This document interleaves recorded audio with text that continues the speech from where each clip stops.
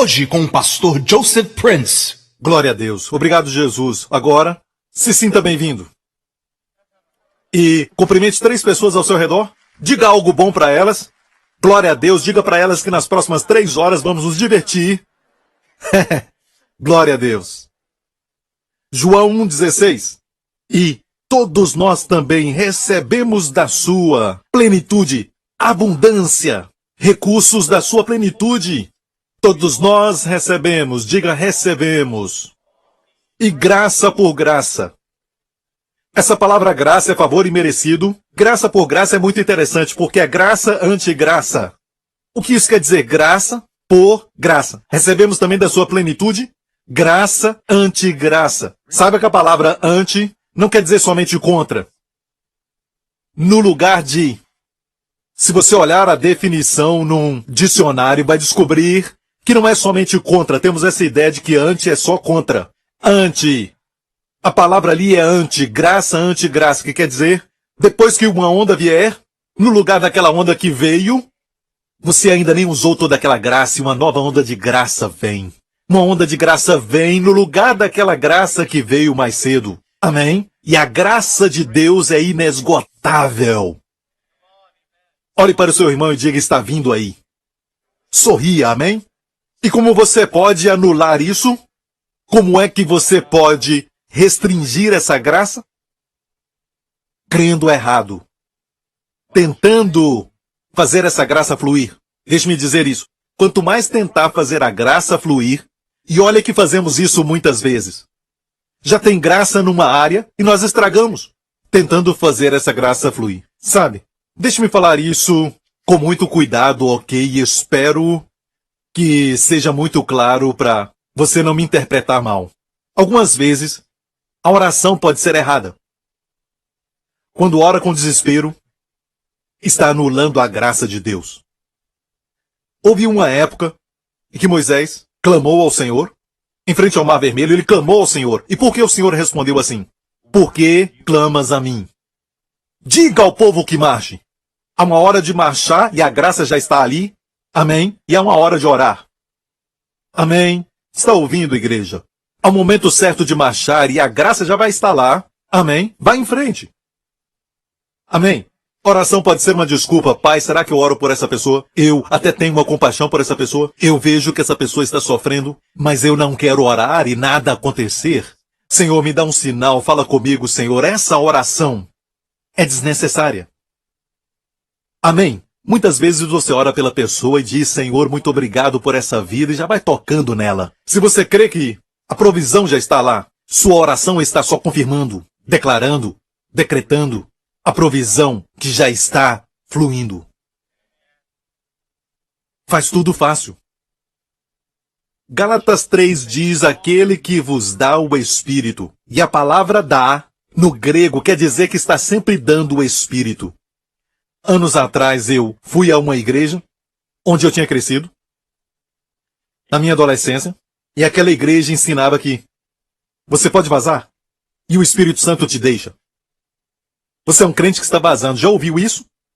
Precisa ser cheio de novo com o Espírito.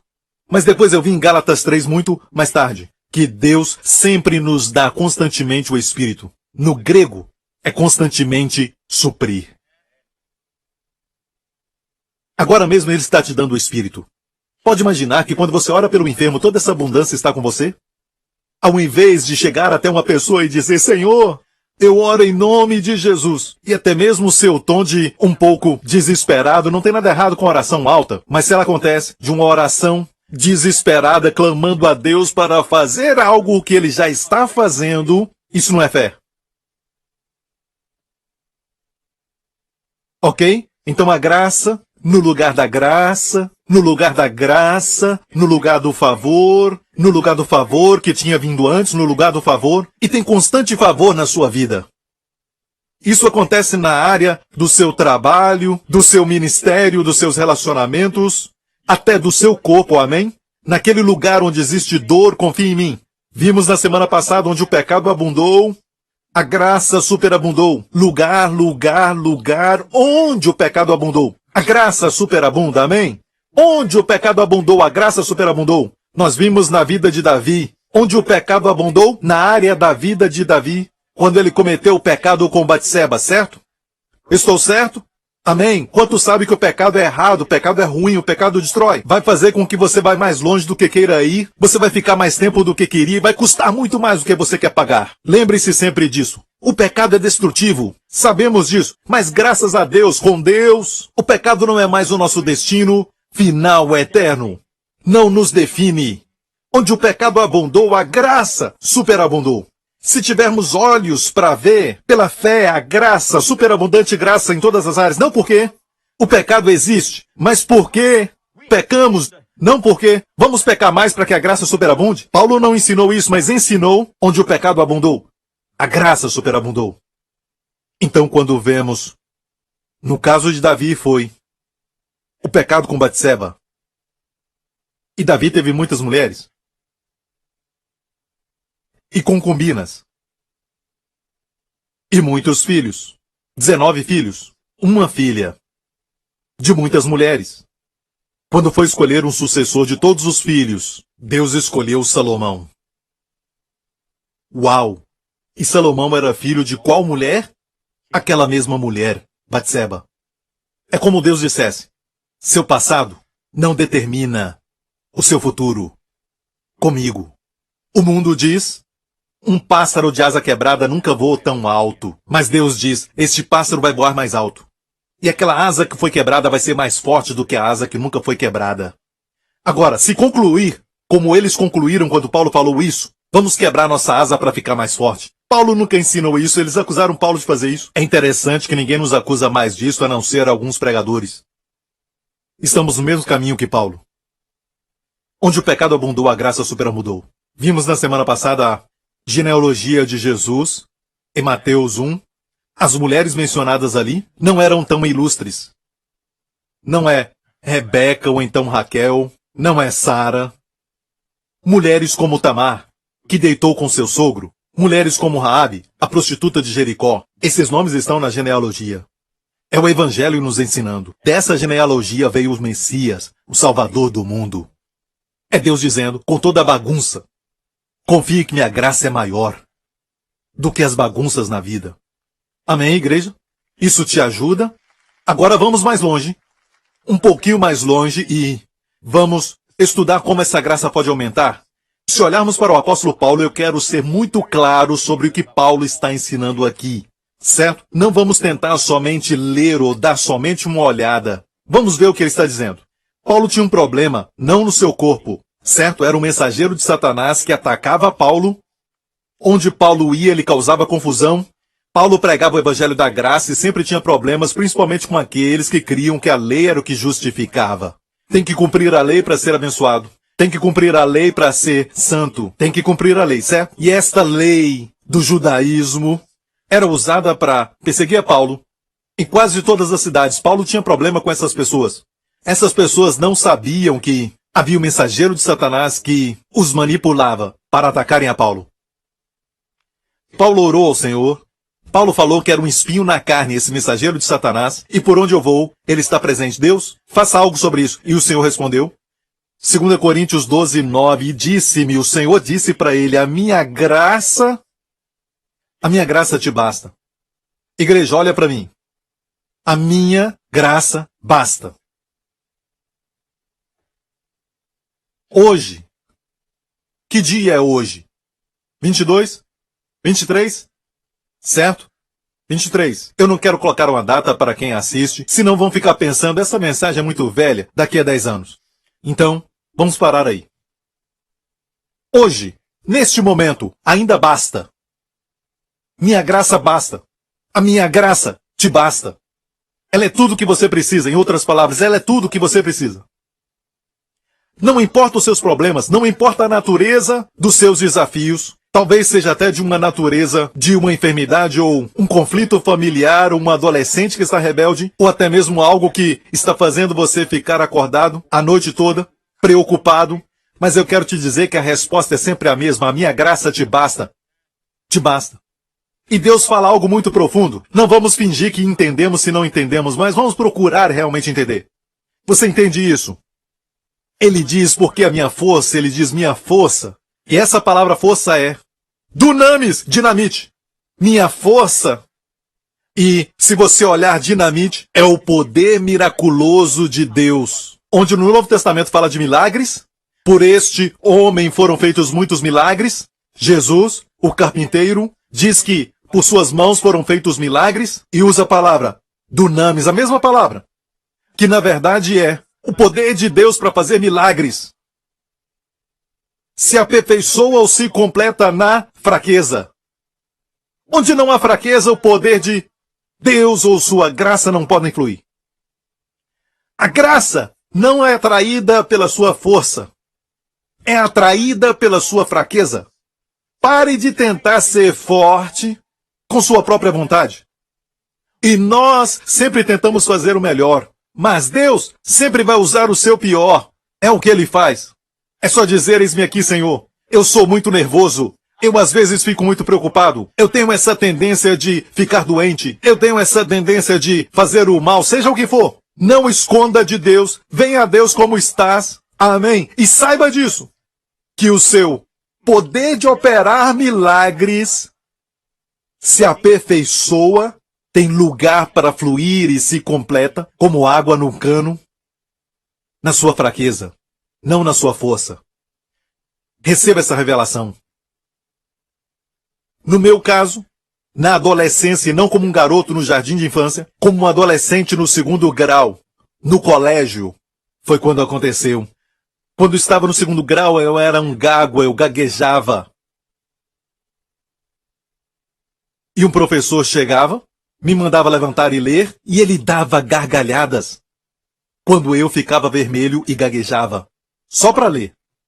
E as garotas na classe riam, e sabe que nessa idade, sabe como adolescente, você fica sensível. E elas eram cruéis. Elas escolhem garotos com músculo, atléticos como o pastor Lawrence.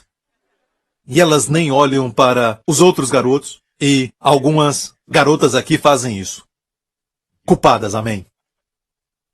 E eu ficava tão triste, as garotas riam, e eu ficava vermelho, e quando eu ficava vermelho elas riam mais ainda, e o professor também ria. E esse mesmo professor sempre me pedia para ler. Só pelo prazer de ver isso acontecer. Não sei por que eu gaguejava. Quanto mais eu me preocupava em gaguejar, eu gaguejava. Eu orei ao Senhor, eu já era crente, eu disse, Senhor, de forma desesperada, Senhor, por favor, Senhor, faça alguma coisa sobre isso. Não sei como aconteceu, mas foi como Deus dissesse, sabe, não se preocupe, isso está acontecendo assim para que o meu poder seja visto nessa mesma área. Olha bem, para o pastor Lawrence, é aqui. Certo? Para mim, é aqui. Amém? E também é aqui. Certo? Para o pastor Lawrence é aqui. Certo? Aqui, aqui. Mas, vamos lá, igreja, aleluia. Certo? Vocês me alegram, mas entristece o pastor Lawrence. É assim que acontece, hein? Ele está logo aqui assentado. Amém? Olha para ele, olha como é bonito, muito bonito. Ele sabe se irar de uma forma civilizada, ok? Ok. E agora, aquela boca que gaguejava, aquela boca que me envergonhava, muita vergonha durante dias e muitos dias de vergonha e ficar escondendo das pessoas e ser um homem introvertido, durante o 2º grau é a boca que pela graça de Deus, é a boca que transformou, provavelmente, milhões de vidas. É o que nós estamos alcançando. Ok, damos a Deus toda a glória. E de novo, não posso me orgulhar. Eu não posso. Só me orgulho das minhas fraquezas. Mas se fosse pela minha força, no natural eu poderia me orgulhar. E é por isso que Paulo disse, de boa vontade, pois, me gloriarei nas minhas fraquezas, para que em mim habite o poder de Cristo. Olha isto, é muito radical. De boa vontade, pois. Número 1, de boa vontade foi usado. E essa expressão, ela é de forma rara usada no original grego. Boa vontade é uma palavra. Boa vontade. Me gloriarei em quê? As pessoas se orgulham de coisas quando encontram os amigos. Só quero que você saiba que meu filho está indo para a universidade. Glória a Deus. Você sabia? Olha, muito bem, nos gloriamos com algumas coisas que não tem problema, ok? Ir para a faculdade é bom, ok? Mas quero dizer que, quando nos encontramos com as pessoas e falamos nos nossos encontros, na carne, certo? Falamos sobre as nossas forças. Falamos do que está bom. Jesus, do outro lado, para poder consolar os discípulos, quando estavam com medo, ele entrou no cenáculo, com seu corpo glorificado quando ressuscitou. Ele disse paz, mas não bastou. Teve que mostrar suas feridas. Ele teve que mostrar as marcas. Sou como você. Eu sofri também. E que sofrimento. Quero que saiba que está sentado onde me assentei, antes de eu poder ministrar. Quero que saiba que tem os mesmos problemas que você. Uma senhora perdeu uma criança. E um pastor veio e falou todos os versículos sobre o céu e aquela senhora não sentiu nenhum conforto. Uma outra pessoa veio e falou algo, citando versículos. Outra pessoa foi visitá-la e finalmente ela falou: eu também perdi uma criança. E começou a chorar com aquela senhora. E a outra chorou. As duas choraram. Ela disse mais tarde que de todas as pessoas, aquela foi quem mais ajudou. Veja, amigo, deixe-me falar isso. Na economia de Deus, é na verdade nas fraquezas que devemos nos gloriar. Qual é a sua fraqueza? Você é tímido? Você é medroso ou você é nervoso, atencioso? Já se gloriou disso? Está doido, pastor Prince. Mas, não sou eu que sou louco, mas é o apóstolo. Ele não era louco, mas ele disse: eu me gloriarei nas minhas fraquezas, para que em mim habite o poder de Cristo. Agora, fraquezas aqui é a mesma palavra usada para atenesia. E essa palavra quer dizer, é isso que significa que não há força, uma falta de habilidade, ok? Atenesia. Falta de habilidade naquela área. Paulo disse: me gloriarei. Isso, para mim, é muito radical. Por isso, sinto prazer nas fraquezas, nas injúrias. Ahá! Nas injúrias, quando falam mal de você. Quando pessoas falam mal de você. Uma coisa é você aguentar. Agora, sentir prazer. Conseguimos. Amém. Porque Paulo deve ter recebido uma revelação como o do pecado abundou e superabundou a graça. Paulo recebe uma revelação nessa área que fala de negativos, onde o poder de Deus se manifesta. E aqui diz que, olha bem, vamos voltar ao versículo 9, a última parte. Pois me gloriarei nas minhas fraquezas, para que em mim habite o poder de Cristo. Essa expressão poder de Cristo é a palavra dunamis. O poder de fazer milagres de Cristo estará sobre mim, é a palavra tabernáculo. Tabernáculo sobre. Epi. A palavra epi. O poder de Deus sobre você. Agora, escute, igreja, nem todo mundo tem o poder de Cristo como tabernáculo sobre eles. Temos Cristo em nós. Temos o Espírito em nós. Mas o Espírito sobre vem para fazer algo de Deus. Para fazer algo para Deus. Toda vez que nós oramos pelo enfermo ou algo assim, e temos o resultado, é porque o Espírito de Deus veio sobre o ministro. Amém? Quando o Espírito vem, o Espírito que está sobre ele não habita. Ele vem e vai embora. Mas o Espírito nele para a direção todos os dias, o Espírito nele, fica nele para sempre. Aqui está falando sobre, epi, sobre. Quando me glorio nas fraquezas, o poder de Cristo faz uma tenda sobre mim. Um tabernáculo é a palavra, epi e tabernáculo. A palavra tabernáculo é usada. É um lugar de proteção divina. Não importa o que vem contra mim. Eu estou dentro do tabernáculo. Quando eu me glorio nas fraquezas. Quando alguém me insulta e escreve algo sobre mim, eu digo: alegria número 2 hoje. Alegria número 3. Certo, o poder de Cristo vem sobre mim. E aquele insulto, aquela injúria não me machuca. Você pode se tornar até um radical. A graça vai abundar. Não somente isso. Nas perseguições, nas angústias por amor de Cristo, porque quando estou fraco, então sou forte. Sabe, olha, a respeito do crescimento espiritual, as pessoas pensam que quando você cresce, se torna mais forte, e mais forte, e mais forte, e mais forte, até que sua fé não esmorece, você sente a energia espiritual da fé no coração. Você sabe que sabe que sabe que sabe que sabe que sabe que sabe. Você olha para essa pessoa certo? E você vê os músculos espirituais e vê o seu tanquinho virando um tancão. Aquilo tudo ali. Amém? Sabe o que eu estou falando? Você sabe o que eu estou falando. Certo? Então, mas, Lawrence, aquele tanquinho.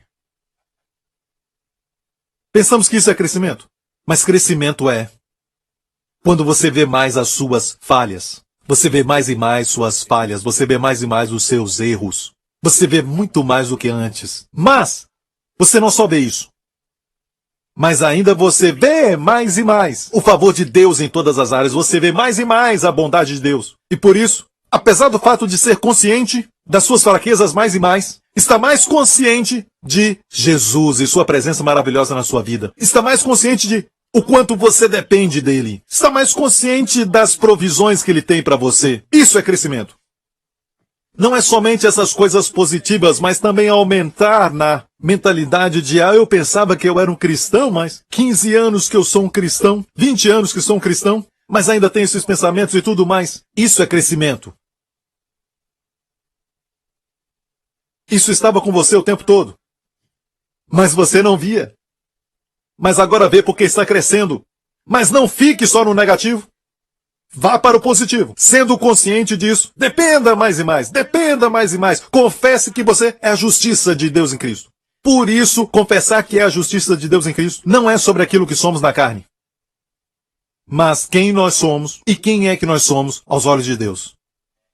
Às vezes, temos essa ideia que, quando nós aprendemos sobre fé, esse é quem você é, você não tem nenhuma fraqueza e a impressão que fica é que a verdade é essa. Você tem uma nova identidade e tudo mais. Mas Deus nos deixa com a carne. Por que Ele nos deixa com a carne? Ele poderia, muito bem, nos tirar dessa carne. Menos problema, certo? Mas Deus nos deixa com a carne. Por quê? A carne está presente para nos lembrar que precisamos dele. Amém. Um dia não teremos carne, mas um corpo glorificado. Glória a Deus. E todo o povo diga amém. Você está anulando a graça de Deus? Tentando mostrar sua força quando Deus está pedindo sua fraqueza e você diz, Senhor, aqui está a minha força. Você está anulando a sua graça? Ele quer manifestar sua graça, Gálatas 2:21. Não aniquilo a graça de Deus. Porque se a justiça provém da lei, segue-se que Cristo morreu debalde. Pessoas que se levantam contra o ensinamento da graça dizem assim, você está dizendo para as pessoas que não precisam ser santos e eles podem até pecar. Portanto, eles não precisam cumprir a lei. Às vezes pensam assim, porque na mente deles eles pensam que a justiça vem, estar bem com Deus vem pela lei. Bem, Paulo está dizendo que se a justiça vem da lei, Cristo morreu em vão. Agora, precisamos ver que se acreditarmos na verdade, como crer na verdade? A verdade que liberta, a verdade que santifica. Como crer nessa verdade e viver uma vida de libertinagem? É muito importante crer certo e vai produzir viver certo. Precisamos crer na verdade e viver bem. Jesus fez essa oração, santifica-os na verdade. As verdades da palavra de Deus, se está alinhada com a Escritura, é verdade. Se você crê na verdade, não pode viver uma vida de pecado. Mas, olha, aqui está o problema. O diabo ataca essa verdade e faz com que aqueles que acreditam nessa verdade pensem que quem está ensinando isso está dando licença para pecar. Quando a Bíblia diz que o aguilhão do pecado é a lei. Não disse que o aguilhão do pecado é a graça. Mas diz que o pecado não terá domínio sobre você. Porque você não está sob a lei, mas sob a graça. Então como é que é uma armadilha do diabo, sua arma principal? E ele não somente ataca os ensinamentos, mas ataca os pregadores,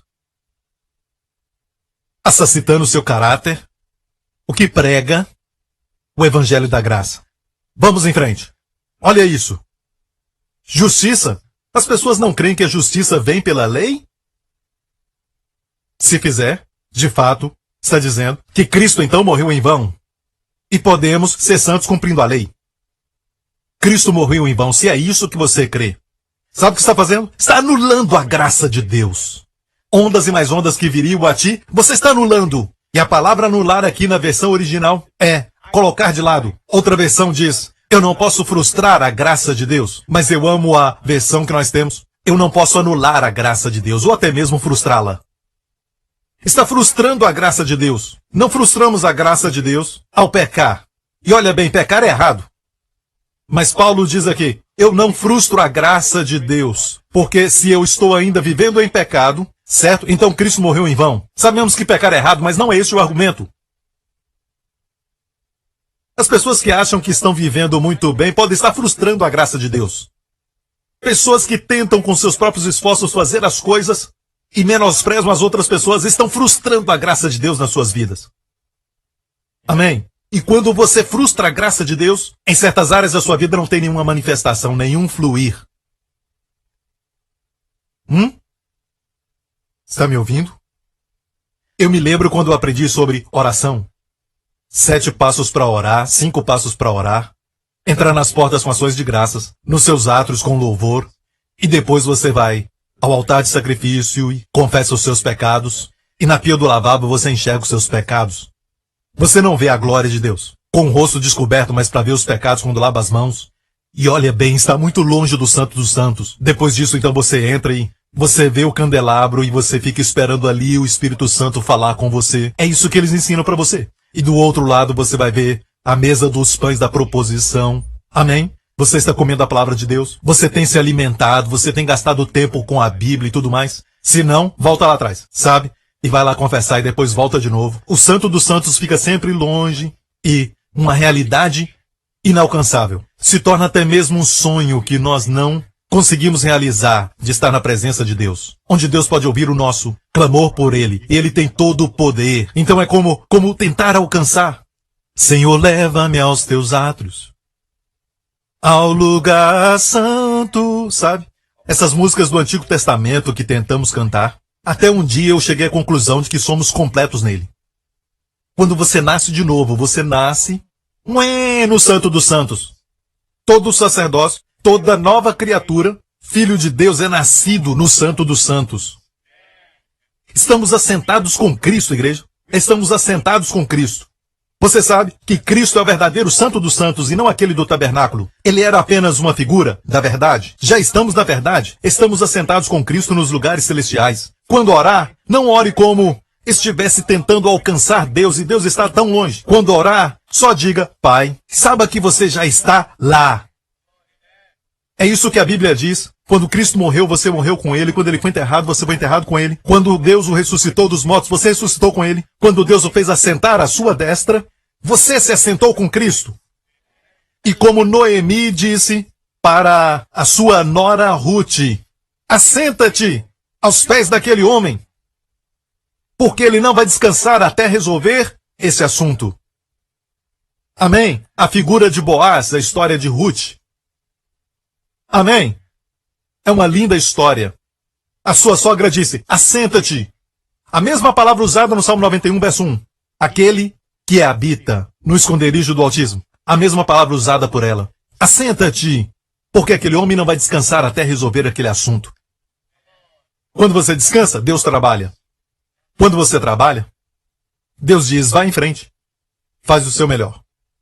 Me avisa quando eu terminar. Podemos ser muito fortes. Podemos tentar fazer o nosso melhor. 1 dia, 2 dias. Podemos ficar anos fazendo isso. Como Jacó. Até que finalmente leva uma pancada na coxa e fica assim. Você se lembra? Já ouvi muitas mensagens sobre Jacó e como ele lutou com Deus. Você tem que segurar Deus e ficar lutando com ele. Ele tenta ir embora, mas você tem que segurar Deus. E quando você é um grande lutador e você aprende tudo do UFC e você consegue então segurar Deus. Amém? Deus vai olhar para você e dizer, uau, que lutador. Seu nome não será mais enganador. Seu nome será Príncipe. Príncipe José. Foi apenas um toque pessoal, glória a Deus. Certo? Mas sempre pensamos que é a nossa força. Lembra quando ele lutava? Deus queria ir. Na verdade, foi uma aparição pré-encarnada de Cristo. Ele queria ir. E houve então aquela luta e finalmente o Senhor só tocou sua parte mais forte do corpo, a coxa. Ele caiu. Não dá para lutar com Deus. Ele pode usar só um dedo. Pim, você cai. O maravilhoso é isso, que quando ele estava desesperado, o Senhor não o deixou. Quando ele estava desesperado, ele segurou Deus. O Senhor não o deixou. Quando estava desesperado, o Senhor mudou o seu nome. Agora, não te chamarás mais Jacó, enganador, suplantador. Será chamado Israel, príncipe de Deus, porque lutaste contra Deus. Como prevaleceu? Não com sua força. Com sua força, enquanto lutava, ele não prevaleceu. Ele prevaleceu com sua fraqueza. Se você diz, pastor Príncipe, você não entende, sou pecador. O Senhor diz, bom, eu sou salvador. Mas se você diz que é justo, ele diz, não precisa de mim. Você não precisa. Você não precisa. Não vim chamar os justos, mas sim os pecadores. Ah, esse sou eu, Senhor. Eis-me aqui. Você pecou? Você tem pecado? Tem pecados na sua vida? Eu te salvo. Amém?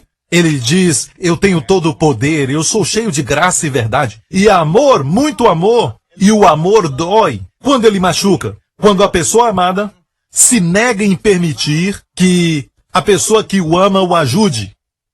Quando o seu filho se nega a ser ajudado, quando você sabe que você tem os meios e recursos e a criança está lutando com muita dor e aquela criança recusa ser ajudada e continua com aquele problema. Isso machuca porque o amor quer ver aquela pessoa ser livre de todo sofrimento, amém? Livre de todo mal. Então o amor causa dor quando você não permite que ele te ame. Deus pergunta, você tem fraqueza? Sim, eu. Qual a sua fraqueza? Aqui. Deus diz ok. Certo. Sabe que já faz um tempo, esse dia inteiro, eu estou procurando alguém que me permita ajudá-lo na fraqueza. Você é o primeiro. Aqui também. Aqui. Quero ser como o pastor Lawrence, amém? O dele é natural, o meu é sobrenatural, aleluia. E eu creio que Sansão era muito fraco. Sansão era o tipo de cara tão magro que ele tinha que correr em volta do chuveiro para se molhar. Eu não creio nesses filmes de Hollywood que mostra Sansão muito grande. Ei, meu nome é Sansão. Acho que sim. Ok, eu não creio que esse era Sansão, certo? Com as minhas desculpas a todos os filmes de Sansão, se eu fizer um filme de Sansão, a glória de Deus não pode ser vista se ele for forte. Mas se ele for fraco, certo? E eles o prendem com aquelas correntes e ele é um magrelo e todos riem dele. E o poder de Deus vem sobre ele como um tabernáculo. O Espírito do Senhor vinha sobre ele, ele quebrava as cadeias. Todos sabiam que era Deus. Era Deus. E por isso então contrataram uma mulher chamada Dalila para descobrir o segredo da sua força. Se ele tivesse muitos músculos, sabiam o segredo. Os músculos. Mas, se realmente você pensar que Deus é glorificado se ele fosse como Mr. Universo? Não.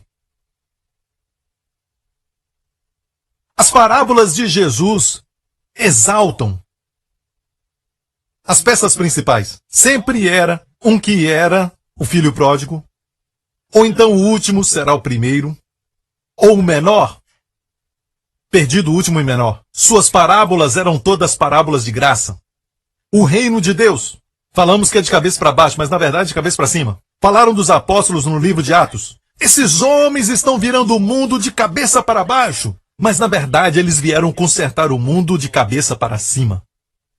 O mundo está de cabeça para baixo. Olha, o mundo diz que quanto mais forte você é, mais poder você tem. Deus diz, quanto mais fraco, mais do meu poder você vai ter. Jesus diz, se você se exaltar, será abatido. Mas, se você se humilhar, Deus diz, eu vou te exaltar. Agora, se Deus te humilhar, isso não é bom. Não peça para Deus te humilhar nunca. Deus diz, se você se humilha, porque você não quer que Deus te humilhe. E olha bem, é muito triste ser humilhado por Deus, e eu já fui, ok? E se um dia Deus te humilhar, você certamente vai chorar. Certo? Mas Deus te ama. Quantos entendem que Deus existe ao soberbo, mas dá graça ao humilde, como eu disse? Não é uma qualificação, humildade não é qualificação, é como a água, ela sempre encontra os lugares mais baixos. Encontra os lugares mais baixos. Quando você se humilha, você diz, Deus, eu não mereço suas bênçãos. Senhor, sabe? Senhor, Tenho tantas fraquezas, Senhor. Só o Senhor pode abençoar a minha vida. Quando você é esse tipo de pessoa, amém? A graça flui em você. Porque Deus sabe que você não está tocando sua glória. Posso ouvir um amém? Quero te mostrar uma pequena ilustração aqui que fala comigo. Eu já falei sobre isso antes. Levítico 6 fala das 5 ofertas que estão no livro de Levítico. A última é a oferta da transgressão. E tem a oferta do pecado e a oferta da transgressão ou a oferta pela culpa em algumas versões. Oferta pela culpa.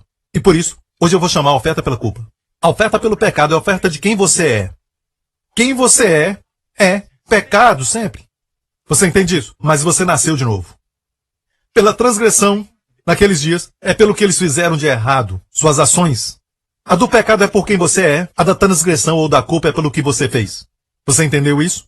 Então, Deus diz assim, no livro de Levítico, será pois que como pecou e tornou-se culpado, restituirá o que roubou ou o que reteve violentamente, ou o depósito que lhe foi dado, ou o perdido que achou, ou tudo aquilo sobre que jurou falsamente.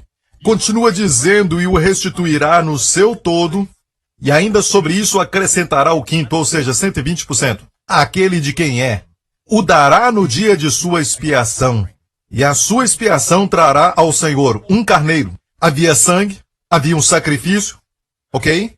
Um carneiro sem defeito.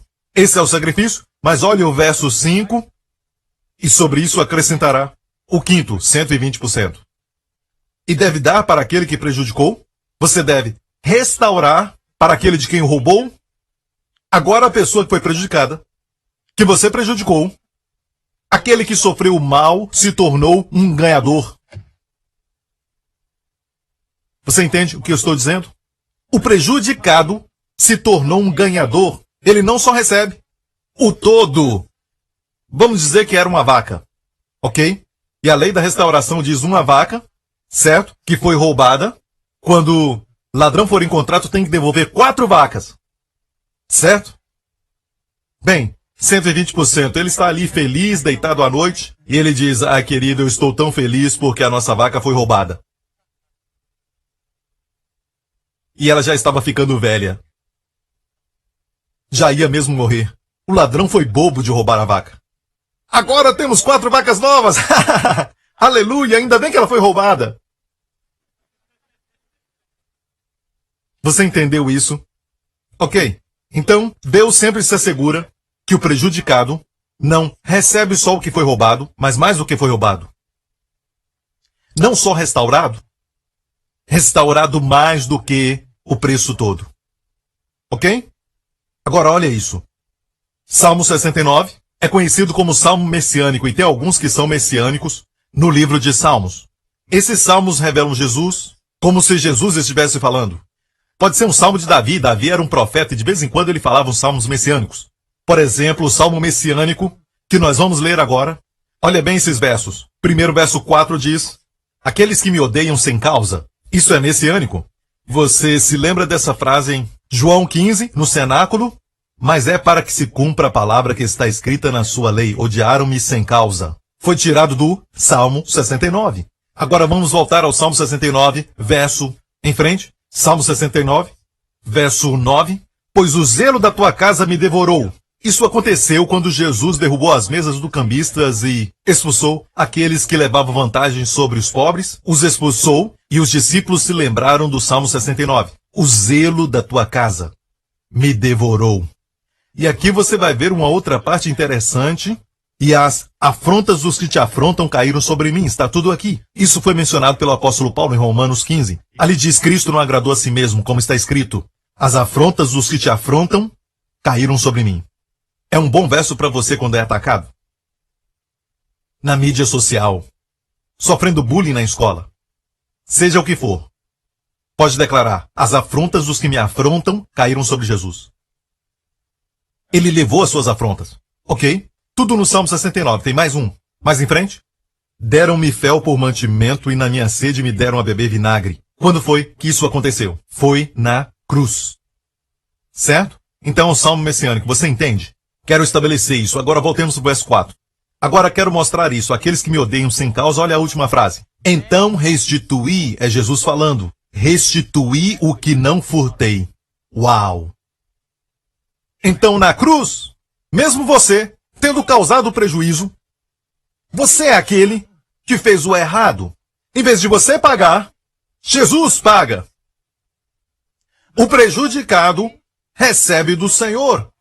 Então hoje não é mais receber daquele que te prejudicou, mas recebe do Senhor. O Senhor é aquele que restitui o que não furtou. Por quê? Na cruz, ele tomou o lugar do criminoso. Ele tomou o lugar do ladrão. Ele tomou o lugar daquele que prejudicou. Ele tomou o lugar daquele que fez o errado. E ele restitui aquilo que não furtou. Todos pecamos contra Deus, roubamos de Deus. Na verdade, a oferta pela expiação tem duas partes, e uma é seus pecados contra Deus, e também aquilo que nós lemos agora mesmo, pecado contra homem. Mas para ambos, Jesus restaurou para Deus no nosso lugar tudo que eu e você roubamos de Deus. Roubamos Deus da obediência, roubamos Deus do louvor e adoração que são devidos a Ele. Porque Deus criou os céus e a terra. Esse Deus amável, nós o roubamos do louvor e adoração, nós o roubamos da sua honra, nós o roubamos do jardim que ele nos deu, nós o roubamos da alegria que deveríamos ter dado a ele nas nossas vidas. E desde Adão e Eva estamos todos pecando e roubamos Deus de tudo isso. Deus é o que sofreu o erro. Bem, por causa dos nossos pecados, os nossos pecados contra Deus, Jesus deu em nosso favor 120% mais de louvor e adoração, 120% mais de obediência, 120% mais de honra. E agora Deus é glorificado por aquilo que Cristo fez ao nosso favor. É como se nós tivéssemos feito, porque Ele restituiu aquilo o que não furtou. Você entende? Posso ouvir um amém? Deus se tornou o que ganhou positivamente através da cruz. Ele era o Criador antes do homem pecar. Isso era bom. Mas o homem não era seu filho. O homem não estava à sua destra. O homem não era uma nova criatura. O homem não era cheio do Espírito Santo. Mas agora, pelo que Cristo fez, muito mais, o homem é uma nova criatura. O homem é o Filho de Deus. Amém? O homem está sentado à direita de Deus. Aleluia! Aleluia! Temos muito mais. Mas e o pecado que foi cometido contra o próximo de forma horizontal? Aquilo foi vertical, agora horizontal. Bem, se alguém te prejudicou, você já foi prejudicado? Recentemente. Certo? Me mostra suas chagas. Me dá a paz e mostra suas chagas. Ok, alguém te prejudicou, sofreu algo, alguém mentiu para você? Alguém roubou de você? Olha bem, não olhe para essa pessoa. Para que faça a restituição, não procure nela. Perdoa a pessoa, porque agora você é um candidato à restituição de 120%. E virá do Senhor, você está me ouvindo? Alguns dizem, vamos até os portões do inferno e tomar de volta tudo aquilo que o diabo roubou de nós. Deixe-me falar isso, ok? Posso falar isso? Me perdoe por destruir as doutrinas carismáticas. Quando Jesus morreu na cruz, não foi um pagamento a Satanás. Jesus não devia nada para Satanás. Deus não devia nada a ele. A cruz é o amor de Deus, fazendo pagamento à justiça de Deus. Você entende isso? Existe batalha espiritual? Sim, o diabo ataca e ele tenta roubar, mas o pagamento não foi para ele. O pagamento foi para nos tirar do mercado do pecado. O pecado é o problema. Satanás é só aquele que tira proveito dessas coisas. Não era um pagamento para ele. Você entende isso?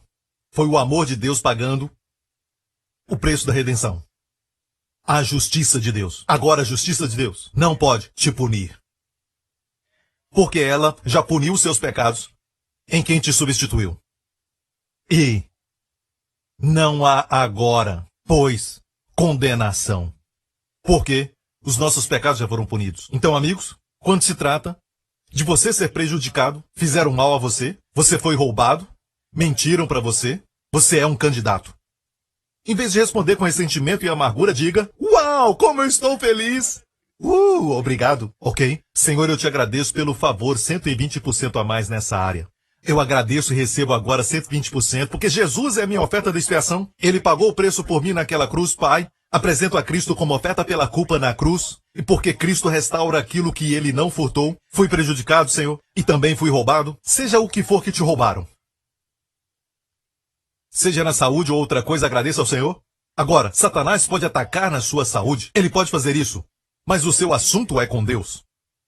Certo, nessa negociação, toda oferta de expiação é para o Senhor. Diga, Senhor Jesus, eu te agradeço porque tu és a oferta pela culpa. Deus, Pai, porque Cristo é a oferta pela minha culpa, eu recebo agora mesmo. Se foi algo na saúde, eu recebo 120% mais saúde para o meu corpo. Senhor Jesus, eu recebo. Escute, se a sua saúde não foi atacada, você não é candidato aos 120%.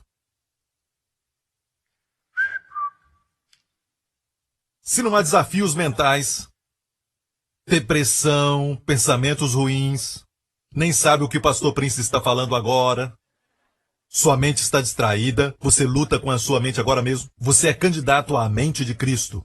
Não só para ter uma mente sã, mas 120% de qualidade. Diga, Senhor, eu recebo 120% mais de saúde e cura para a minha mente. Seu casamento sofreu? Você é um candidato a 120% de restauração. Porque Cristo na cruz restituiu aquilo que ele não furtou. Mas, pastor Prince, Jesus não furtou nada. Meu ex-marido fez isso, sabe? Mas Jesus restaura aquilo que ele não furtou. Você entende isso? Toda negociação é com Deus. Aleluia! Oh, glória a Deus! Eu me lembro que um tempo atrás eu tive um problema no meu corpo que durou uns 2 meses. E eu me lembro que eu já tinha recebido essa revelação do Senhor. E Deus me fez lembrar.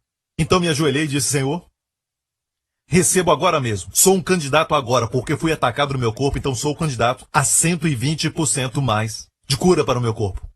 Não dá para explicar, mas eu fui dormir depois disso. No outro dia acordei. 2 meses de dor diária. Sumiu. O que eu posso dizer é que estamos recebendo algo que, sabe, glorifica Jesus.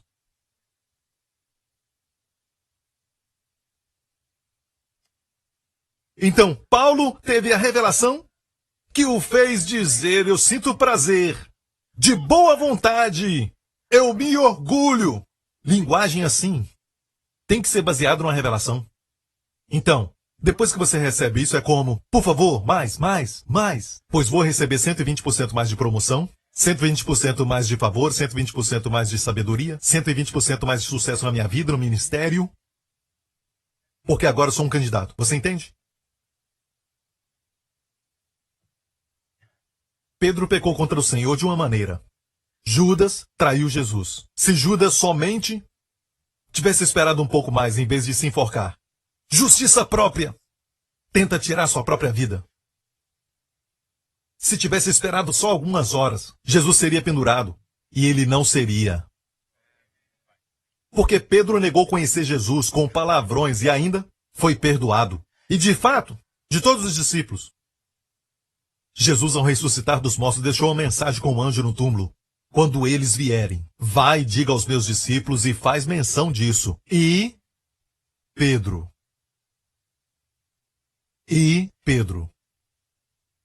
Seu nome foi mencionado. Tenho certeza que os outros queriam seu nome mencionado, mas aquele que pecou mais teve o nome mencionado. Quando Jesus ressuscitou dos mortos, você conhece a história. 2 semanas depois, eles estavam no Mar da Galileia, no mesmo lugar que vocês viram agora mesmo. Logo ali, Jesus fez café da manhã para eles. Amém? Por falar nisso, mesmo que você tenha ressuscitado com Cristo, assentado em lugares celestiais, acima de todo principado, potestade, governadores e poderes deste mundo tenebroso e etc., você ainda tem que fazer café para o seu marido. Amém? Não quer dizer que esqueceu as rotinas da vida diária. Amém? Jesus fez café, depois de ressuscitar. E depois de todos os discípulos que estavam ali, que eram 11, de todos eles foi para Pedro que Jesus disse, apacenta meus cordeiros. E depois ele disse, apacenta minhas ovelhas. E na terceira vez, apacenta minhas ovelhas. O que mais errou com ele foi lhe dado liderança, foi lhe dado o lugar de pastor, foi lhe dado o lugar de responsabilidade, mais do que o resto que não falhou. Na mesma área do pecado, onde? Lugar, pecado abundou. A graça, favor, superabundou. No dia de Pentecostes, quem se levantou e pregou? Quantos foram salvos? 3.000. Quem pregou? Pedro. Como ele pregou? Com a boca. 3.000 foram salvos. Foi restauração 120%. Vou terminar com isso. Está aprendendo? Ok. Quem já ouviu que se deixar alguma coisa pelo Senhor ganha 100 vezes mais? Se deixar algo ganha 100 vezes mais? Por quê? Por quê? Por que não vemos 100 vezes mais? 100 vezes mais, que não quer dizer exatamente 100 vezes. Mas Jesus falou isso em Mateus 19. E todo aquele que tiver deixado casas, ou irmãos, ou irmãs, ou pai, ou mãe, ou mulher, ou filhos, ou terras, por amor de meu nome, receberá 100 vezes tanto, e herdará a vida eterna. Perceba, por amor de meu nome. Você não faz só por o desejo de receber o melhor trabalho ou melhor pagamento. É por amor a ele. Você deixa sua terra, ou deixa pai, mãe, filho e tudo que ele falou. E disse receberá 100 vezes tanto. Agora, no Evangelho de Marcos, vemos algo um pouco mais aprofundado daquilo que ele disse. Marcos 10. Jesus disse, não há quem tenha deixado casa, ou irmãos, ou irmãs, ou pai, ou mãe, ou mulher, ou filhos, ou campos, por amor de mim e do Evangelho. E o Evangelho, sabemos que é o Evangelho da graça. Não há outro Evangelho. O Evangelho é chamado Evangelho da graça. Paulo disse em Atos, eu testifico do Evangelho da graça de Deus, não há outro Evangelho.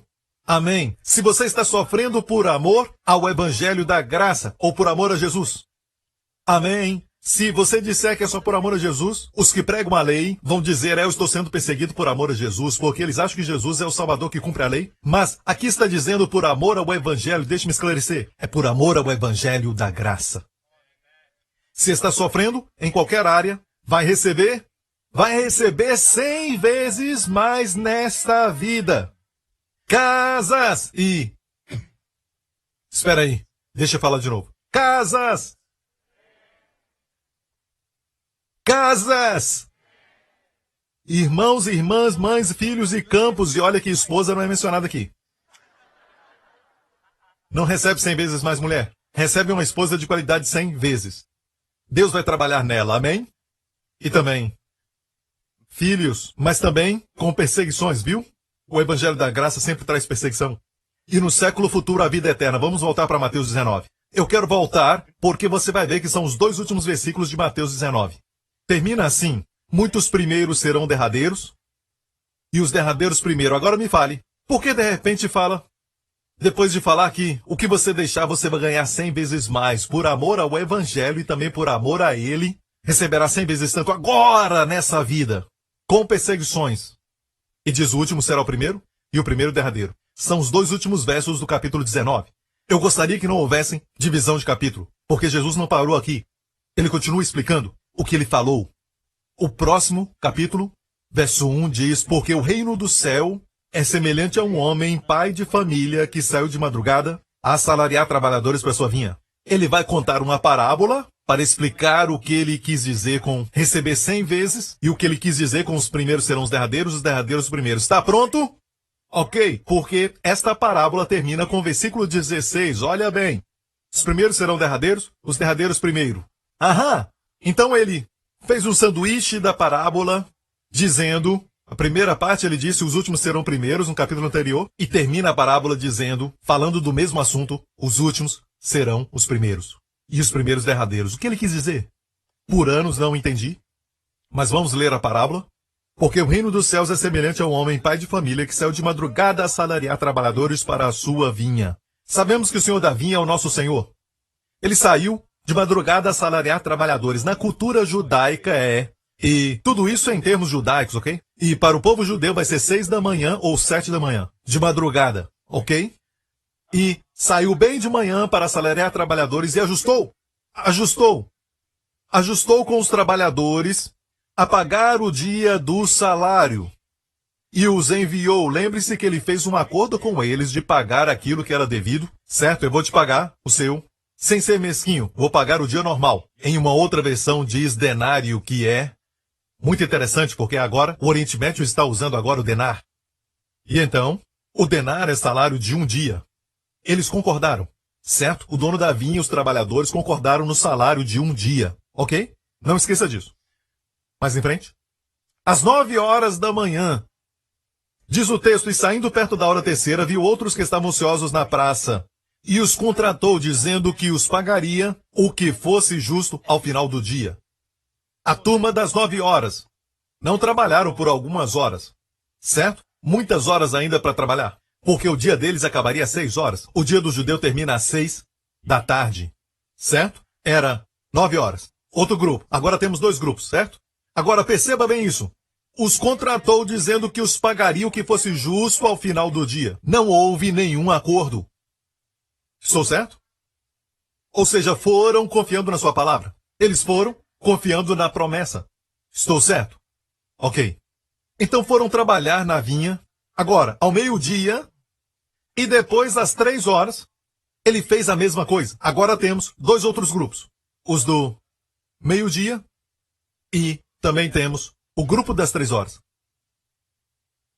O grupo do meio-dia vai trabalhar às 6 horas e o grupo das 3 vai trabalhar por 3 horas, certo? Ok. Vamos em frente. Às 5 horas. Agora 5 horas é 1 hora antes de terminar o dia. Ah, eu já quero ir embora para casa.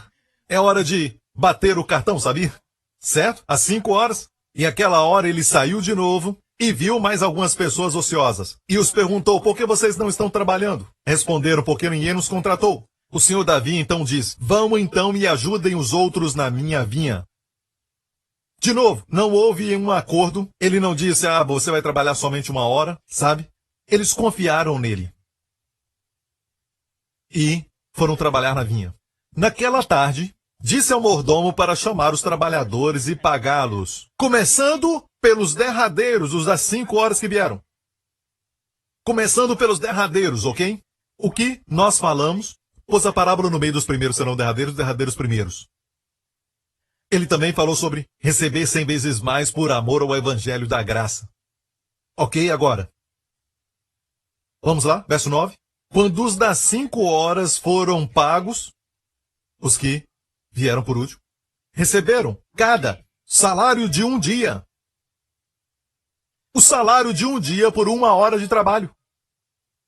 Em uma outra versão, diz os da 1/10 hora. Estavam usando a expressão dos judeus. E 9 horas é a 3ª hora, meio-dia é a 6ª hora, Jesus morreu na 9ª hora, que é 3 da tarde. Usaram essa expressão. O grupo das 5 horas é da 1/10 hora, nós chamamos da geração da 1/10 hora. Acho que eu passei na frente, mas posso te falar algo? É a geração da graça. É a geração da graça. Ok. E eles receberam cada um salário de um dia, os das 5 horas. Os que foram contratados primeiro, que foram de manhã, que concordaram com o salário de um dia, foram receber o salário, pensaram que iam receber mais, mas do mesmo modo receberam o dia de salário. Foi o concordado, certo? Agora olha isso. Quando receberam o salário, murmuravam contra o pai de família.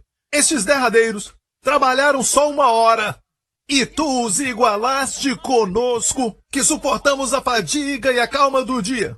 Respondendo, disse a um deles, amigo, não te faço agravo. Não ajustaste tu comigo um dinheiro? Toma o que é teu e retira-te. Eu quero dar a este derradeiro tanto como a ti. Ou não me é lícito fazer o que quiser do que é meu? Ou é mal ao teu olho porque eu sou bom? Assim os derradeiros serão os primeiros, e os primeiros derradeiros. Já entendeu? Se não entendeu, deixa-me falar. Quando se trata deste pregador, você já sabe, certo? Está falando sobre a graça. Veja, por que Deus ama a graça tanto? Porque a graça não é como a lei. A lei diz, se eu te obedecer, Senhor, você tem que me dar isso. Certo, eu fiz isso por ti, Senhor, mas nunca me deste nada. O irmão mais velho da história do filho pródigo, certo? Todo esse tipo de acordo, certo? Onde na graça eu confio na sua bondade. A graça permite a Deus a manifestar o seu coração de bondade. Aqueles que foram durante o dia, exceto os da manhã, que não fizeram acordo, permitiram que o dono da vinha seguisse o seu coração. E quando Deus segue o seu coração, se deixar Deus te abençoar, mas fica com medo. Fica com tanto medo que pede a Deus para ficar com qualquer um, em vez de pedir para Deus e Deus falar para você, casa com aquela. Casa com aquele que ninguém quer. Faça por amor a mim. Você tem medo que Deus vai te enviar para o país e você não diz, Senhor, me envia onde quiser. E tem medo de que Deus vai te enviar para onde não quer. É assim que você vê Deus. Então você prefere ter um contrato. Senhor, se eu fizer isso, certo? O Senhor vai fazer isso. E, na verdade, anteriormente, falando de 100 vezes mais, estavam dizendo, Pedro mesmo quis barganhar. Senhor, deixamos tudo e seguimos a ti. O que nós vamos ganhar? Jesus disse, quem não deixar pai e mãe. Então até Pedro mesmo estava barganhando com o Senhor. Somos criaturas, sabe, da lei. Mas o Senhor não gosta da lei. A lei foi dada no Monte Sinai. E o Senhor nunca escolheu aquele monte. Ele escolheu o Monte Sião. Mostra o Monte Sião. Salmo 132, o Senhor escolheu o Monte Sião. Desejou-a para sua habitação, dizendo, este é o meu repouso para sempre. Aqui habitarei, pois o desejei. Não o Monte Sinai, onde a lei foi dada. Monte Sião, onde o Espírito Santo desceu. Monte Sião é o lugar onde o Espírito Santo desceu no dia de Pentecoste. E 3.000 pessoas foram salvas. Monte Sinai, onde Deus deu a lei e 3.000 pessoas morreram. A letra mata e o Espírito dá vida. Amém. Deus ama Sião porque Deus ama a graça. Sião fala de graça. Sião fala de graça. Nas colinas do Monte de Sião, certo? Está o Monte Calvário. Amém. Estão juntos na mesma montanha, e nesta montanha foi onde o Filho de Deus foi dado. A primeira menção de amor na Bíblia, certo? Foi, toma teu filho, teu único filho, o filho que tu amas. Abraão. E Deus livrou Abraão de dores. Das dores profundas que um pai ia sentir na morte do seu filho. Mas Deus não poupou o seu próprio coração. Para que agora Deus diga a Abraão, agora eu sei que tu me amas, pois não poupaste o teu único filho, o filho que amas, mas foi apenas um teste. Abraão não deu o seu filho. Deus o poupou, mas Deus, podemos falar para ele, Senhor, agora eu sei que tu me amas, porque não poupaste o teu filho, mas o entregou por mim.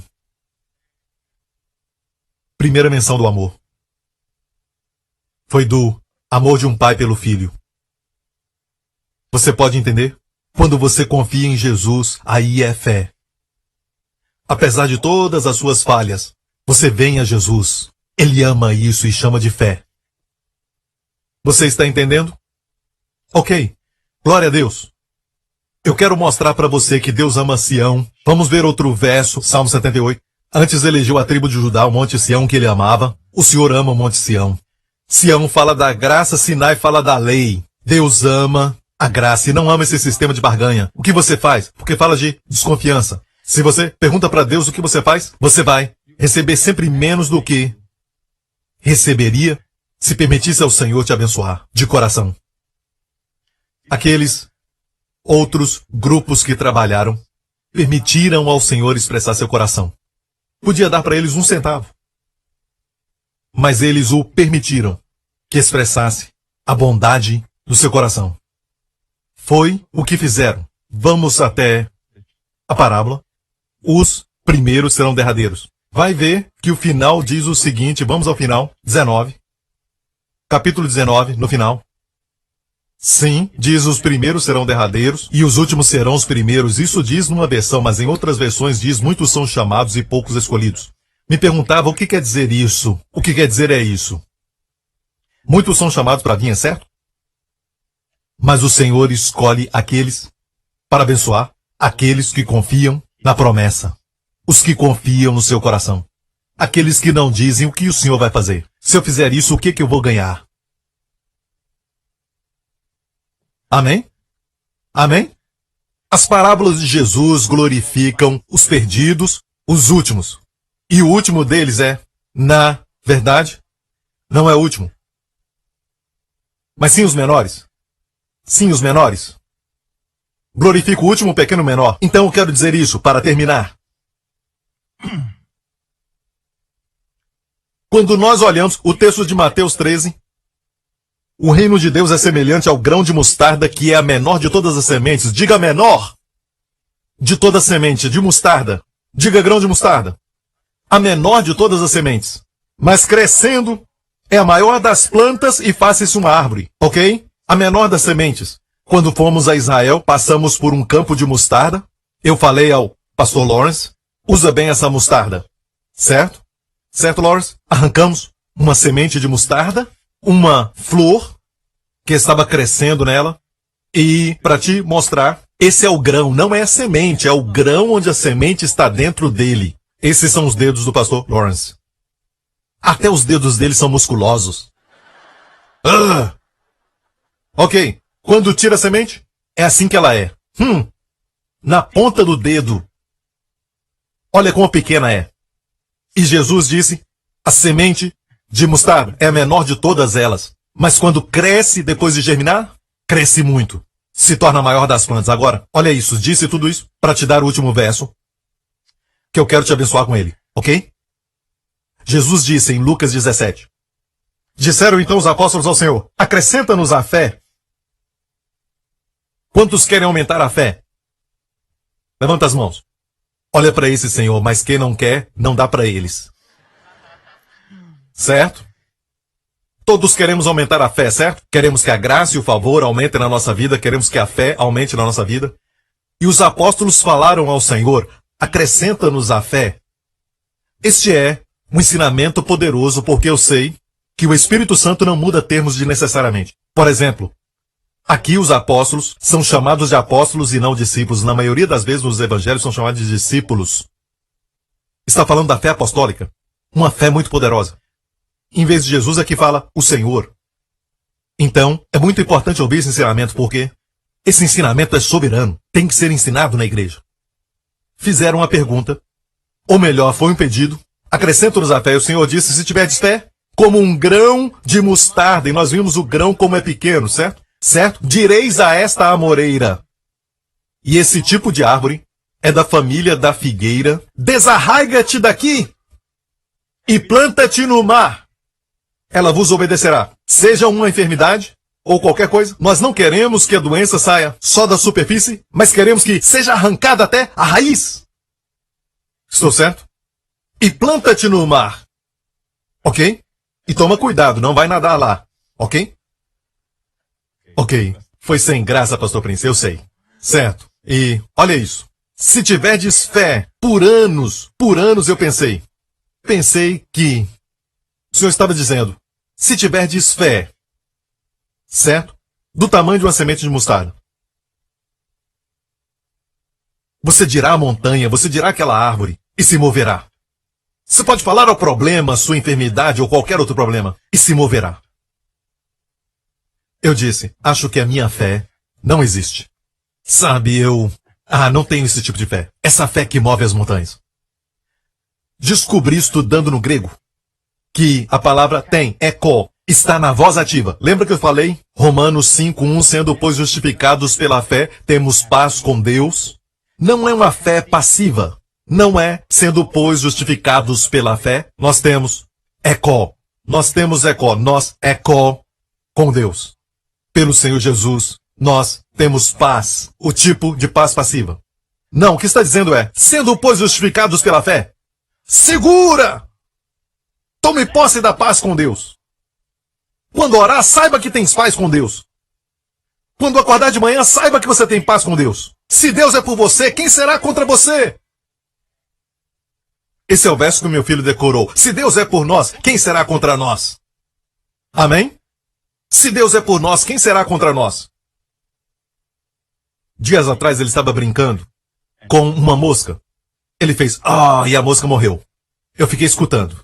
Ele disse, vai ressuscitar. E voou de novo. Estou tão feliz que ele está usando a linguagem bíblica. Aleluia, até brincando. A mosca ressuscitou. O que está dizendo é, se tiverdes fé, a palavra fé está no ativo no grego. Segure essa fé. E a palavra está no ativo pela voz, mas na verdade no tempo está imperfeito. O que quer dizer isso? Imperfeito é, se continuar vendo a sua fé, e continuar trabalhando na sua fé, continuar olhando para a sua fé, tomando posse dela como um grão de mostarda. Pode falar com as montanhas, ou seja, eu e você tivermos isso. Se vigiarmos a nossa fé, não precisa ser forte para mover as montanhas. Se cuidarmos da fé como um grão de mostarda, pode falar. O verbo está imperfeito. Continue vendo sua fé. Vigie sempre sua fé, ou seja, não olhe para você e diga, eu não tenho essa fé. Mas olhe e diga, a minha fé é pequena, ela é muito pequena, como um grão de mostarda. Posso falar. Continue vendo dessa forma, ele disse. E você vai falar. E ela vos obedecerá sempre. Ou seja, quando eu descobri isso, quero falar sempre, porque eu vejo a minha fé. Eu vejo a minha fé como um pequeno grão de mostarda. Mostra essa semente de novo. Ok?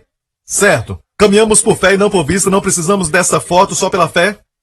Amém? Deus está dizendo, continue vendo a sua fé. E se você pensa que não tem fé o bastante, eu não tenho grande fé, eu não tenho uma fé forte. Isso vem mais tarde, quando você se vê tendo ou vigiando tempo imperfeito. Continue vendo, enquanto continuar vendo, se a minha fé, como um grão pequeno, como grão de mostarda. Deste tamanho. Posso falar. Mas eu falo, pastor Prince, e nada acontece. Ok?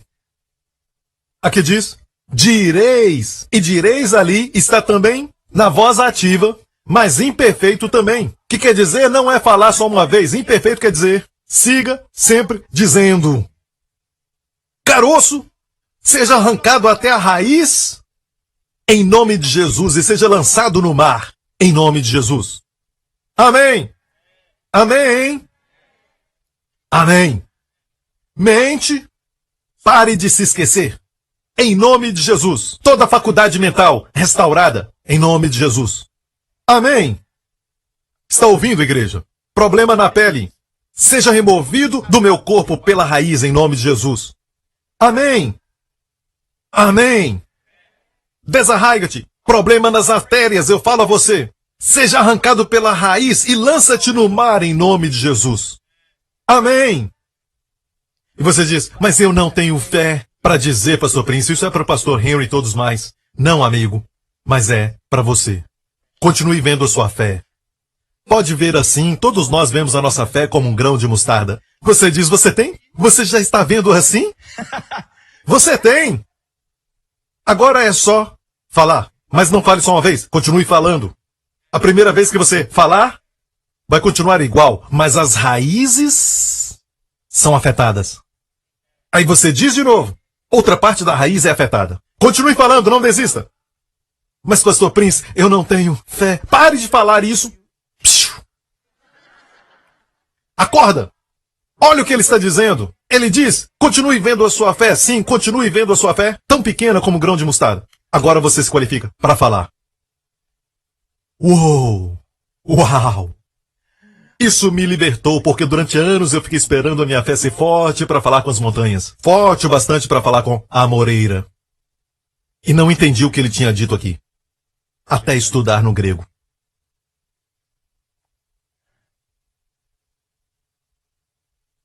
Vamos chamar os músicos agora. Você o ama? Sabia que as parábolas, as ilustrações de Jesus, nos evangelhos, na sua maioria, são sobre a graça. Se não entender graça, não entende as parábolas. Fala sobre o perdido, o último, o menor. Glorificamos o que é achado, os primeiros e os fortes e grandes. Deus glorifica os perdidos, os últimos, os menores. Quem recebeu o favor maior quando voltou para casa? O filho mais velho ou o filho mais novo? Viu quando ele voltou para casa? O filho mais novo. Amém? Então, pode ser que a nossa fé não funciona porque estamos esperando uma fé mais forte, em vez de uma fé menor. É necessário uma fé menor para falar. Uau! Sabe o que está acontecendo? Arrependimento. Isto é, arrependimento. O reino de Deus é o oposto. Então, preciso falar para você 7 passos para se tornar fraco? Não preciso. Preciso falar para você 5 formas para ser o último? Não. Todo mundo ensina 5 passos para se tornar primeiro. Na escola, primeiro. O último não é bom. Mas ser o último não é o destino final. Deus pode glorificar isso. Pastor, eu fui o último. Agora você tem graça para ser primeiro. Os últimos serão primeiros. Amém? Em se tratando de fraqueza, eu oro para que, se você ouviu tudo o que eu falei agora, mas sai deste lugar com a mesma mentalidade, estou tão nervoso e, em vez de se glorificar sobre isso, você ainda está resistindo isso e tentando, ser forte em si mesmo. Perdeu o que eu falei. Perdeu o que eu falei. Se isso não te traz alegria, e ter prazer e se alegrar nas suas fraquezas, se isso acontecer, você perdeu o que eu falei. Mas, e se, diz Uau, glória a Deus, eu não preciso aprender os 7 passos. Natureza é natural. Eu tenho isso demais, aleluia. Amém. Ser o último não é problema, amém. E se todo mundo estiver correndo e querendo ser o primeiro, uau, uau, uau, uau, como uma corrida de carro. Uma corrida, você faz e termina em primeiro. Com Deus. É o jeito que Deus trabalha. Amém. Irmãs, as que são naturalmente atraentes, bonitas, isso pode ser um problema. Porque às vezes quando você vai para uma entrevista de um trabalho não ora. Não pede favor. Sabe o que sentem enquanto te conhecem? Uma casca. Olham para você e dizem, só uma casca. Conheceu alguém que não é atraente fisicamente? Passa tempo com elas, se tornam mais atraentes. Certo? É porque depende do favor de Deus. Amém? Ok. Glória a Deus. Dê a Ele glória. Aleluia. Amém. Feche os olhos, curve a cabeça aqui neste lugar. Obrigado, Senhor Jesus. Glória ao nome de Jesus. Amigo, quero dizer isso. Para aqueles que estão recebendo isso agora, está fresco no seu coração, quero que você glorifique a Deus. Já orou antes e descobriu que a sua oração é meio sem pé e sem cabeça e você parece que não sabe orar, então você precisa se gloriar nisso, você precisa ter prazer nas suas fraquezas. Senhor, eu venho a Ti, eu não sei orar, eu não sei falar palavras bonitas como o pastor Joe ou o pastor Henry, eu não consigo orar tão bem e não tem nenhum problema, essa é a sua força.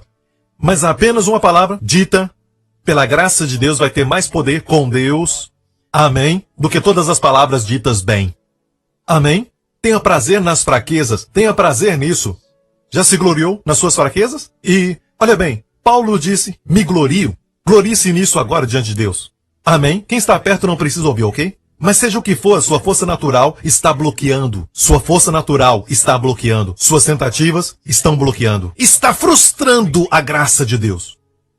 A graça de Deus e o seu favor estão frustrados na sua vida. Então faça isso agora. Em vez de frustrar, dá lugar à graça. Dá lugar à graça. Faça isso agora. Quando orar e a sua oração não for perfeita, dê lugar para a graça consertar. Amém? Quando der uma ordem e a sua ordem não for perfeita, você não faz tão bem como o pastor Prince fez dando ordem à enfermidade? Hey, não importa, dá lugar à graça. A graça vai consertar. Amém? Mas a graça não pode consertar quando você faz perfeitamente. Quando faz de forma impecável. Está fazendo pelos seus esforços.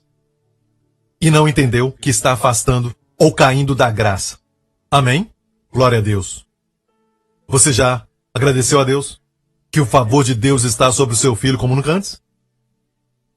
Já parou para pensar que aqueles que não podem ter filhos, no momento que tem um filho, aquele filho tem uma qualidade que vai quase além de uma outra criança. Você já viu isso? Já percebeu? Olha na Bíblia. Todos que nasceram de mulher estéril, Samuel, João, Isaac, todos tinham um toque do sobrenatural. O favor de Deus neles. Então, não desista, glorifique-se nisso, no sentido de, Senhor, me glorio, Senhor, porque não posso em mim mesmo. Mas te agradeço como fez Ana. A mulher estéril vai gerar 7 filhos. Vai ter 7 filhos. Agradeça a Deus. Deus se glorifica na sua fraqueza. Por que não se gloriar também nisso? E deixe que a força, o poder miraculoso de Deus venha a ti. Em nome de Jesus. E se você está aqui, amigo, e nunca fez de Jesus o seu Salvador pessoal, o que Jesus fez na cruz é para você receber. Coloque sua fé no Senhor Jesus Cristo. Ele foi sua oferta pela expiação na cruz. Se sair daqui e não colocar a sua fé no Senhor Jesus Cristo, tudo o que Jesus fez concernente a você será fútil. Então, amigo, crê no Senhor Jesus Cristo e tu serás salvo. Tu e a tua casa. Amém? Ore comigo assim. Se você quer salvação, perdão dos seus pecados e quer receber tudo o que Cristo fez naquela cruz, ore assim comigo. Faça dele a sua oferta pela expiação. Faça dele a oferta pela transgressão diante de Deus agora e veja a restauração 120% vindo na sua vida. Diga, Pai Celestial, obrigado por seu amor por mim. Um amor tão grande. Um amor que não desiste de mim. Teu amor tem me perseguido. Obrigado, Pai. Aqui estou com os meus pecados, com as minhas fraquezas. Dependo tanto de ti. Obrigado por enviar Jesus Cristo para morrer pelos meus pecados na cruz. Eu apresento a Jesus Cristo como oferta pela expiação naquela cruz diante de ti. Minha fé está somente em Cristo. E te agradeço por ele carregar meus pecados. Foi condenado por isso, para que eu nunca seja condenado. Nunca mais. E o ressuscitaste dos mortos. E ele está vivo hoje, olhando para mim, me amando, cuidando de mim. Jesus Cristo é o meu Senhor. Em nome de Jesus, fique em pé. Glória a Deus. Aleluia. Amigo, se você fez essa oração agora, os seus pecados foram perdoados. Foi feito 2000 anos atrás, você recebeu. Você acabou de receber. Amém? E agora é verdade na sua vida. Se prepare, você não é mais um pecador. Você é agora uma nova criatura. 120% já aconteceu. Você é agora uma nova criatura. Você tem algo que nunca teve antes. Justiça. Amém? Amém? Adão era inocente, mas não era justo. Ele era inocente. Não temos inocentes, mas fomos feitos justos. Amém? Levante a mão aqui neste lugar. Durante essa semana, Deus Pai, nós te agradecemos pelo favor superabundante, que também inclui proteção divina. E agora mesmo, em nome de Jesus, declaramos fora toda preocupação com os nossos familiares, proteja-nos. Declaramos fora toda ansiedade, preocupação, inquietude sobre a nossa segurança. Declaramos fora toda preocupação que vem pelo que vimos na televisão, nos jornais e também em toda a rede social, o que está acontecendo e vindo sobre o mundo. Declaramos fora toda ansiedade e preocupação, Senhor, e que a tua provisão venha, que a tua proteção venha sobre as nossas famílias, Senhor. Obrigado, Pai, porque não estamos tentando, mas descansamos em Cristo Altíssimo. O Salmo 91 é nosso. Obrigado porque nessa semana o mal não nos atingirá e nenhuma praga chegará até a nossa tenda. 1000 cairão ao nosso lado, 10.000 à nossa direita, mas não seremos atingidos. Rejeitamos o pensamento do diabo que diz que seremos o próximo. Rejeitamos! Se 1000 caírem do nosso lado, não atingirá a nós e nem a nossa família. Obrigado, Deus Pai, porque Tu és a nossa habitação. Tu és o nosso refúgio. Tu és a nossa fortaleza. Em nome de Jesus. E todo o povo diga: amém. Vá em frente com confiança e ousadia. Amém. Deus te abençoe. Obrigado.